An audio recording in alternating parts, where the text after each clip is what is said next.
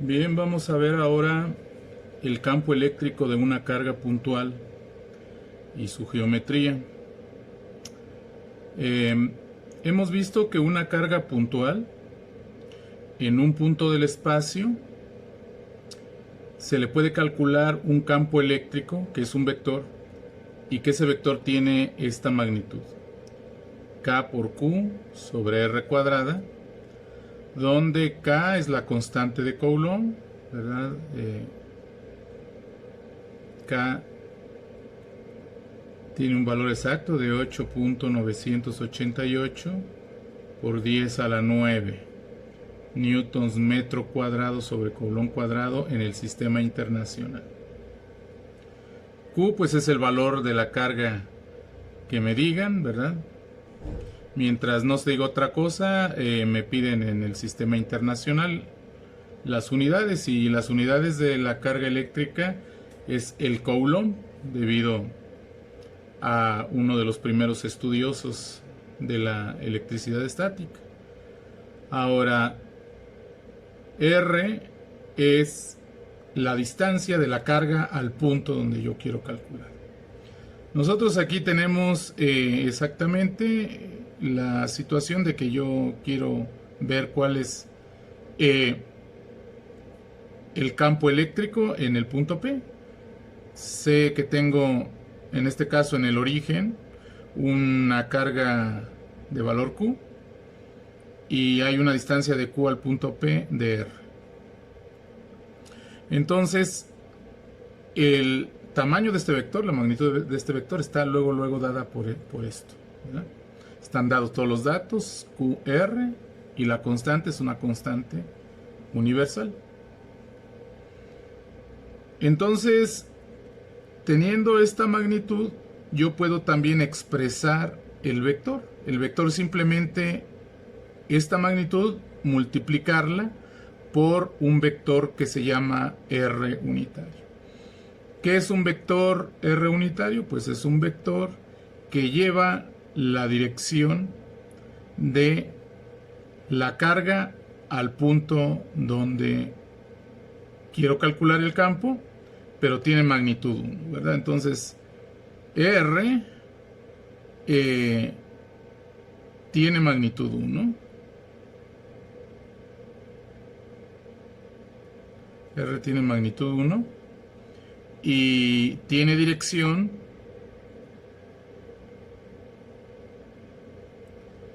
de la carga al punto. Voy a ponerlo así. Tiene esta dirección de la carga al punto. Entonces vean que R no contribuye nada de forma numérica porque tiene magnitud 1. ¿En qué contribuye? En decirnos dirección. Entonces, esta parte numérica o escalar nos dice el tamaño del vector. Esta parte nos dice la dirección del vector, en este caso campo eléctrico. Ahora, esta dirección en cada caso pues va cambiando, ¿verdad? Porque si yo cambio la dirección un poquito hacia otro lado, ¿verdad? Claro que entonces estoy calculando en otro punto, ¿verdad? En otro punto distinto, Q, digamos. Entonces, el campo, si sigo permaneciendo a una distancia R, el campo en Q, en cuanto a magnitud sigue siendo la misma. ¿Por qué? Porque no sigo con la misma carga y a la misma distancia, ¿verdad? Entonces vean que EQ sería de todas maneras K por Q sobre R cuadrada. Esto no cambiaría si el punto sigue a la misma distancia, es decir, si me moví sobre la circunferencia alrededor de la carga Q, concentro en la carga Q aún de radio R. Ahora, la situación es, ¿pero el vector campo eléctrico cambia? Sí, sí cambia. Por el hecho de que tiene la misma magnitud, pero cambió de dirección, ¿verdad? El vector unitario ahora va a llevar la dirección de Q minúscula a Q mayúscula, ¿verdad? Es decir, de la carga fuente al punto donde yo quiero ahora calcular el campo. Entonces, ese vector ahora da la dirección, ¿verdad? Estos vectores unitarios R, entonces para cada punto, aunque esté a la misma distancia, apuntan en distinta dirección, ¿verdad? Podemos representarlos, por ejemplo, así, estos vectores unitarios, ¿verdad? Por ejemplo, que este vector sea R, pero en el momento en que estamos calculando el campo en P. Y este vector sería R también, pero en el momento en que estamos calculando el campo en Q. Ahora bien, entonces estos vectores son variables en el sentido de que todos tienen magnitud 1, o sea, el mismo tamaño, pero tienen dirección en cada momento distinta. Ahora bien, hay otros vectores unitarios que se manejan en física frecuentemente para expresar cualquier otro vector. Son los vectores I y J, que apuntan directamente en la dirección positiva de los ejes X y Y respectivamente. Es decir, aquí están dibujados y es como si el vector I llega hasta 1, el vector J llega hasta 1, ya lo hemos visto antes. Entonces, así como nosotros el campo en el punto P, por ejemplo, podemos representarlo así, ¿verdad? Ese mismo campo, ¿verdad? Podemos representarlo de P, podemos llamarle P o como sea. Podemos representarlo como cierto número por la I más cierto número por la J. A estos coeficientes se les llama las componentes. A los coeficientes o componentes junto con el vector I se les llama proyecciones, ¿verdad? Sin embargo, casi siempre uno se refiere a estos números que son las componentes, llevan su signo según apunten en dirección positiva o negativa. Por ejemplo, este E que está dibujado aquí en P, en este ejemplo, si lo ponemos acá aparte para analizar qué está pasando con él, pues vemos claramente que tiene una proyección horizontal y una proyección vertical. A la proyección horizontal se le llama EX con flecha, pero ese X con flecha es el EX sin flecha, es decir, la componente por I, cierto número por I, o sea, cierto número de pasos que se dan en la dirección contraria, en este caso ahí, ¿verdad? Entonces significa que este número es negativo en este ejemplo, ¿verdad? Acá en este ejemplo,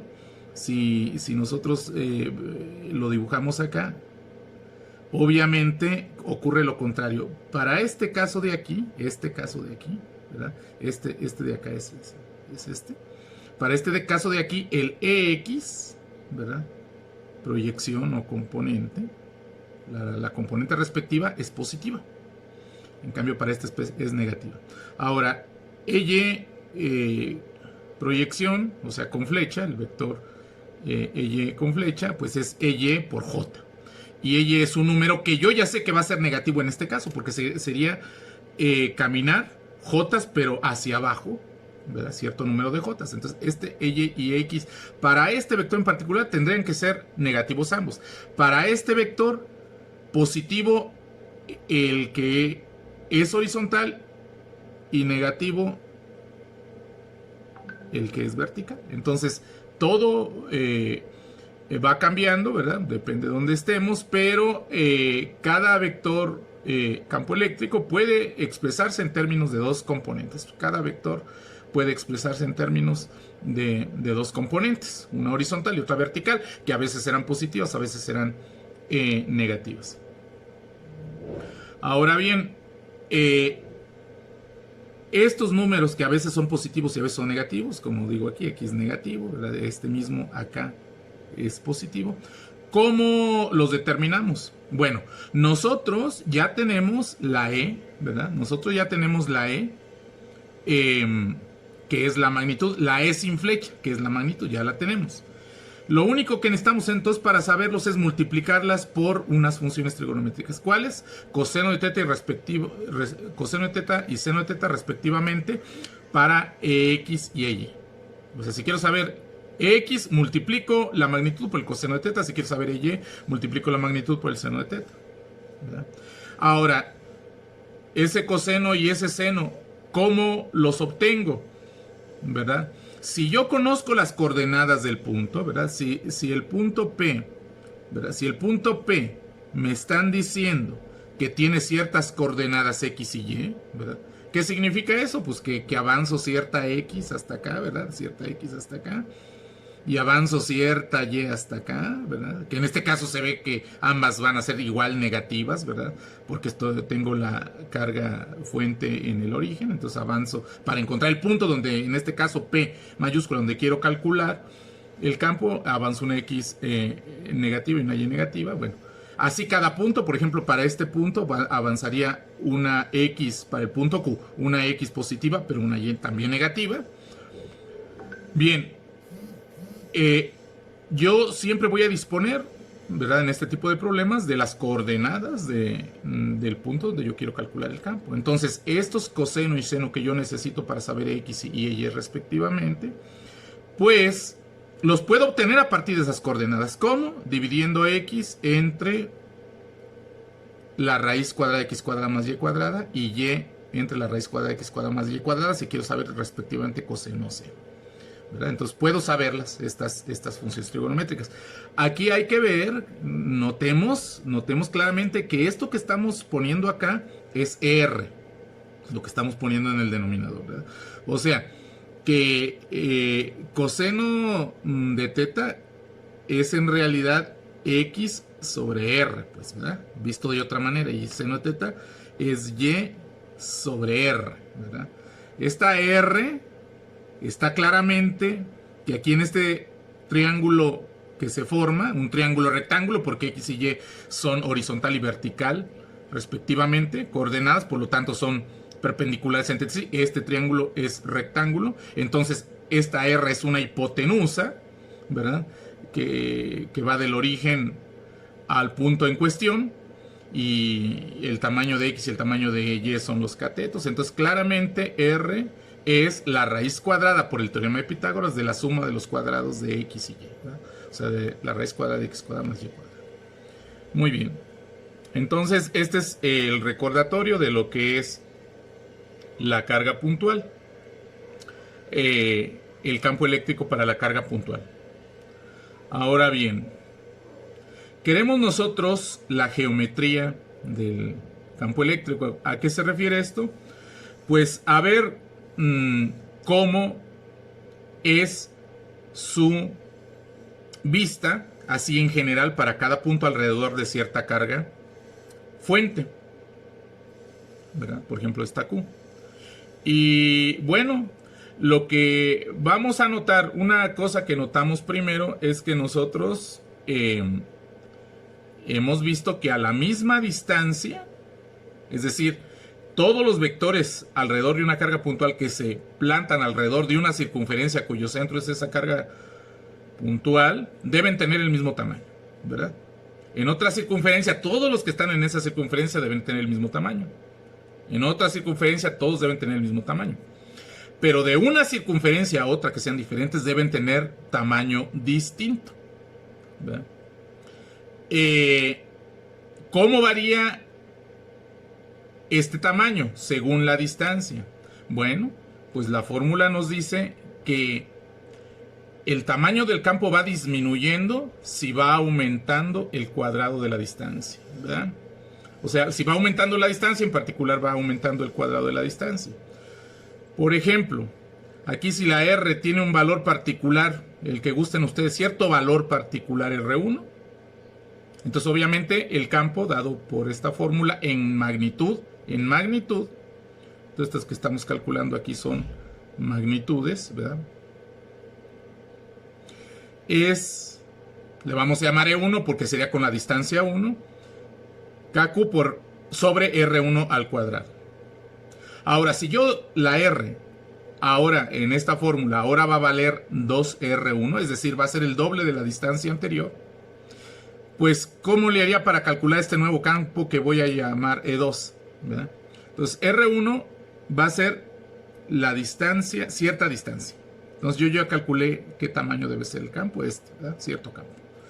Ahora, yo doblo la distancia. ¿Cuál es el tamaño que va a resultar del campo en relación al campo anterior. Bueno, pues sustituyo en esta R, que ahora vale 2R1, sustituyo el 2R1, ¿verdad?, al cuadrado. Hago las cuentas, ¿verdad? Y vean cómo yo puedo factorizar un cuarto y me queda de este lado K por Q sobre R1 al cuadrado. Eso significa que, como esto es el campo anterior, mira, vean que es el campo anterior, entonces yo tengo cierta distancia, me da cierto campo. Doblo la distancia, pero el nuevo campo es la cuarta parte del campo anterior. Con la distancia original. De similar manera, si yo triplico la distancia, el campo se disminuye a la novena parte del campo anterior. Porque va disminuyendo con el cuadrado de la distancia. Aquí están las cuentas, ¿verdad? Se sustituye en este caso la nueva R en mi fórmula, vale 3R1, que R1 es la distancia original. La sustituyo, en lugar de R sustituyo 3R1. Y me queda K por Q sobre 9R1 cuadrada, ¿verdad? Factorizo el 1 noveno y me queda 1 noveno por esta expresión que es el campo original. Es decir, el campo a una distancia 3 veces cierta distancia original es la novena parte del campo original. Si yo cuadruplico la distancia, me va a quedar un campo cuyo tamaño es la 16ª parte del campo original. Es decir, yo, si voy a dibujar todos los campos, todos los vectores en una circunferencia determinada, ¿verdad?, y yo ahora dibujo una circunferencia que tenga el doble de radio, estoy al doble de distancia de la carga fuente, los vectores que yo siembre aquí deben tener la cuarta parte del tamaño de los vectores que yo sembré acá. Por esta razón, ¿verdad? Bien. Si yo dibujo una circunferencia cuyo radio es 3 veces el radio de la circunferencia que dibujé originalmente, el tamaño de estos vectores, por eso ya se ven muy chiquitos, ¿verdad? Ya los dibujé muy chiquitos, ¿verdad? Casi, a lo mejor no se ven. Debe ser la novena parte del tamaño de la flecha que yo sembré en la circunferencia del radio original. ¿Por qué? Porque así me lo dice, etcétera, ¿verdad? Entonces, de manera que el tamaño del vector sí disminuye medio rápido, ¿verdad?, con el cuadrado de la distancia, si me voy alejando. A eso se refiere. Entonces, así se vería el dibujo geométrico de un campo eléctrico creado por una carga puntual, ¿verdad? Si nosotros graficamos el tamaño, ¿verdad?, porque esta es la magnitud, el tamaño del vector, la magnitud del vector campo eléctrico contra la distancia, ¿verdad? Vean como si yo tengo una cierta R1 y luego lo compro.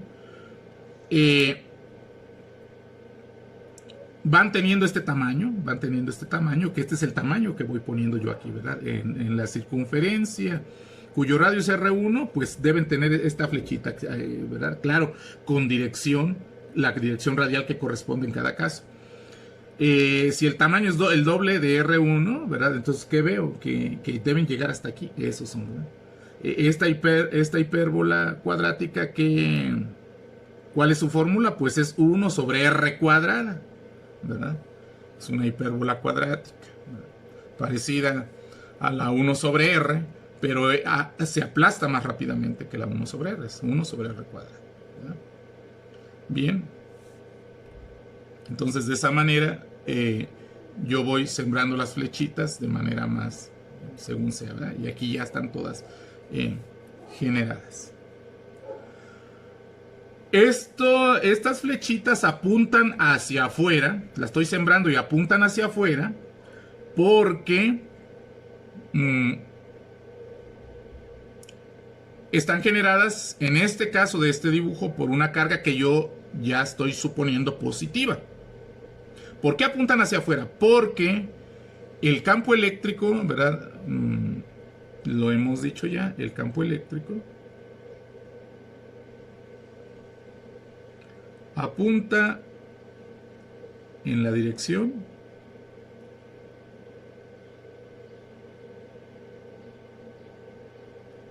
que se movería una carga de prueba. Que la carga de prueba es positiva. Entonces, si yo pongo aquí, si esta carga fuente es positiva y yo pongo aquí una carga de prueba que debe ser positiva, pues la carga de prueba se va a mover así, ¿verdad? Las cargas me prueban hacia dónde va el campo. Bien. Ahora, ¿qué pasa si yo esta carga la cambio por esta carga fuente, cambio por una carga negativa?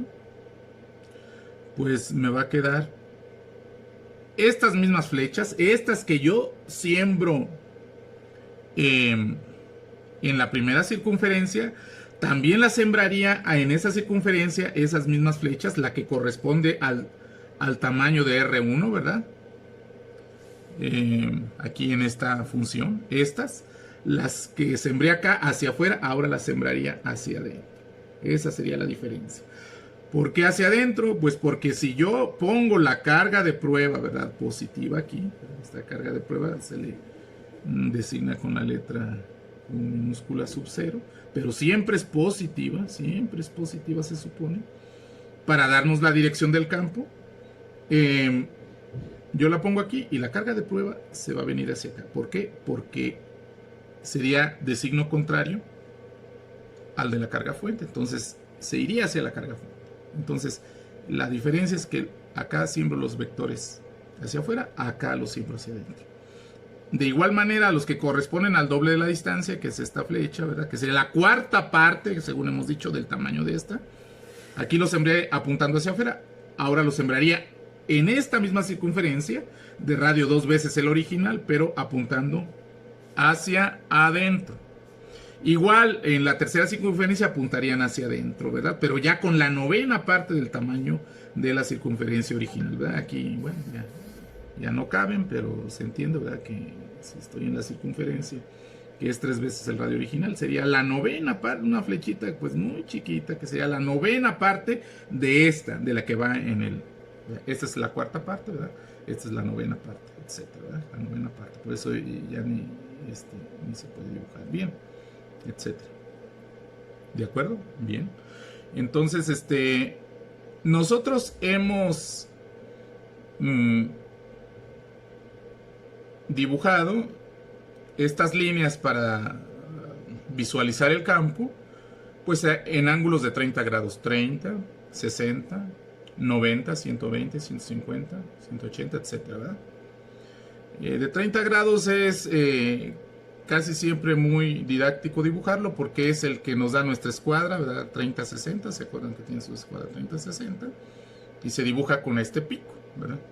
Con el pico más agudo de esa escuadra, ¿verdad? Y bueno, es muy instructivo porque cada ángulo de estos, pues en realidad apunta en la dirección de alguna hora del reloj de carátula, ¿verdad?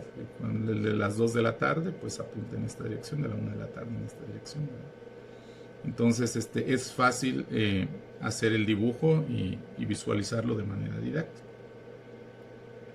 Ahora, entonces hemos visto cómo varía el campo de manera geométrica si yo cambio la distancia. Ahora, ¿verdad? ¿Por qué? Porque la fórmula me dice que el campo es, ¿verdad? Varía inversamente proporcional al cuadrado de la distancia. Dicho en palabras. Ahora, yo sé que si varió la carga, ya no la distancia, si varió la carga, ¿verdad? ¿Cómo va a ser el campo? Pues aquí la proporcionalidad es directa. La magnitud del campo es directamente proporcional a la magnitud de las cargas, a la cantidad de carga. Entonces, ¿qué significa esto? Que si yo aumento 2 veces la carga, ahí sí el campo va a aumentar 2 veces simplemente. Bien, ¿cómo se dibujaría esto? Pues esto didácticamente se dibuja de la siguiente manera. Voy a regresarme a este caso de tener una carga puntual fuente positiva, pero ahora con el doble de carga. Entonces ya no voy a tener una carga Q, sino una carga 2Q. ¿verdad? ¿Cómo dibujaría? ¿Cómo se supone que debo dibujar el campo para que me quede claro que el campo se intensifica de manera didáctica y geométrica? Bueno, pues a la distancia en la que yo dibujé ciertas flechas de cierto tamaño, debo dibujar flechas con el doble del tamaño. Con el doble del tamaño, ¿verdad? Una flecha con el doble del tamaño que llegaría hasta acá. Con el doble de este tamaño. ¿Por qué con el doble de este tamaño? Porque el campo en cada punto de estos debo tenerlo ya ahora con el doble de magnitud, porque doblé la carga. Entonces esa es una manera de verlo. E igual estas flechitas con el doble del tamaño acá, llevan el doble del tamaño acá, el doble, ¿verdad?, del tamaño acá, porque dupliqué la carga.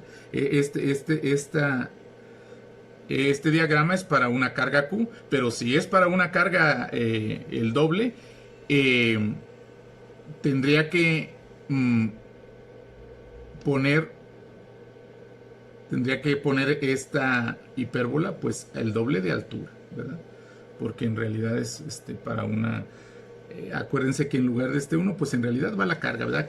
Aquí nada más les dije de manera cualitativa cómo va la hipérbola, pero aquí en realidad va Q para este caso, pero para la otra va 2Q, entonces va aquí arribita, ¿verdad? Si la dibujo, pues va al doble de altura en cada caso. Entonces iría más o menos así. La voy a dibujar con línea punteada. La primera hipérbola es cuando tengo la carga Q nada más, pero la segunda hipérbola, cuando tengo 2Q va a la segunda hipérbola, esta para acá, ¿verdad? Entonces las flechitas irían de tamaño doble en cada caso del que saca. Entonces todas estas flechas acaban de tamaño doble, ¿verdad? Esta que va en la segunda circunferencia va del tamaño doble a esta. Y también la manera de indicar de manera didáctica que el campo es más intenso es que yo dibujo el doble de líneas que dibujé acá. Si yo escogí, ¿verdad?, para la carga Q nada más el reloj, es decir, que salgan en este caso, por ejemplo, 2 líneas en medio del cuadrante, cada una a 30 grados de separación entre una y otra, es decir, a 30, 60, a las 2 de la tarde, a la 1 de la tarde. Ahora voy a tener que dibujar una en medio de cada una porque doblé la carga en medio de cada una. Entonces vean que, por ejemplo, tengo 5, se me generarían en medio, en el cuadrante, en medio, 5 líneas, ¿verdad?, que se le llaman líneas de fuerza. Y ahora la separación entre cada línea de fuerza en este caso es de 15 grados. Con eso se quiere indicar que ahora salen más líneas de fuerza de la carga 2Q, ¿verdad? Salen más líneas de fuerza. Si yo dibujo las líneas de fuerza nada más, sin dibujar los vectores, las dibujaría así, ¿verdad? Esas se llaman líneas de fuerza o líneas de Faraday. Para el primer caso, yo dibujaría las líneas de fuerza de Faraday así. Para el segundo caso, donde la carga es el doble, la carga es Q, acá es el doble de la primera, una carga con el doble, puntual. Dibujaría estas mismas flechas, pero así. Vean cómo si yo doblo la carga, debe doblarse el número de líneas de Faraday con la que yo estoy visualizando en cierto momento qué cantidad de carga hay, ¿verdad? Y este recurso de las líneas de fuerza es un recurso muy didáctico, ¿verdad? Se llama líneas de fuerza, líneas de flujo o líneas de Faraday. ¿Por qué se les llama líneas de flujo? De flujo se supone que eléctrico, ¿verdad? Eléctrico. ¿Por qué? Porque es didácticamente conveniente suponer como que de la carga está saliendo una especie de fluido, pero es nada más una analogía, ¿verdad?, en relación a los líquidos, ¿verdad?, en relación a los fluidos, una analogía para visualizar que una carga como que me genera cierta cantidad de fluido eléctrico saliendo de ella y una carga con el doble de la original me genera el doble de fluido saliendo de ella. Entonces eso lo represento doblando el número de líneas de fuerza que salen de ella. Claramente, por ejemplo, en este caso, ¿verdad? Si tengo una carga Q, pero negativa, ¿verdad? La cantidad de carga aquí es Q, pero negativa, ¿verdad? Y dibujo sus líneas de fuerza, pues irían ahora apuntando hacia la carga, si es negativa. Pero como mide Q, el número de líneas es igual aquí y acá, nada más que aquí apuntan hacia afuera, aquí apuntan hacia adentro. Si ya doblo la carga y es positiva, pues ya es el doble de líneas y apuntando hacia afuera, ¿verdad? Si la carga es negativa, pero con el doble de carga, ¿verdad? que esta, pues obviamente voy a tener el doble de líneas apuntando hacia adentro, ¿verdad? Acuérdense que la manera sencilla de dibujarlo, pues yo dibujo primero de acuerdo al reloj, ¿verdad? Las 11, las 10, las 8, las 7, las 5, las 4 de la tarde, ¿verdad? Y luego dibujo en medio otra, porque es el doble de carga, ¿verdad? Yo el del reloj directo, pues fue para la carga Q, nada más, ahora es 2Q negativa, entonces es el doble, ¿verdad? Así. Aquí estoy dibujando rápido, entonces me sale medio mal. Es el mismo número de líneas que acá, ¿verdad? Porque es 2Q. La diferencia es que les tengo que anotar que viajan estas líneas hacia la carga fuente. ¿Por qué? Porque es la dirección que seguiría una carga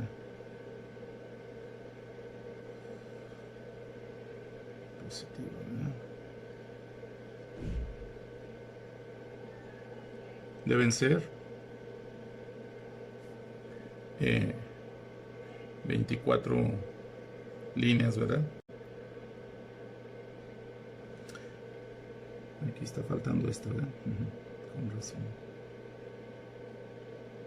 Ahora sí, ¿verdad? Sí, porque miren, aquí es como si fueran las 3 de la tarde, las 2 de la tarde, la 1 de la tarde, las 12 del día, etcétera, ¿verdad?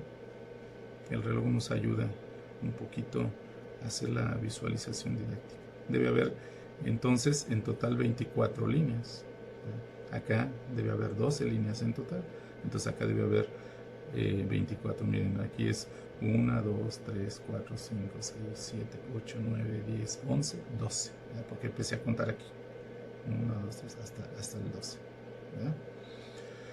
Entonces aquí debe haber 24, entonces es 1, 2, 3, 4, 5, 6, 7, 8, 9, 10, 11, 12, 13, 14, 15, 16, 17, 18, 19, 20, 21, 22, 23, 24, ¿verdad? Porque empecé a contar acá. Muy bien, entonces esta es la geometría del campo eléctrico creado por una carga puntual.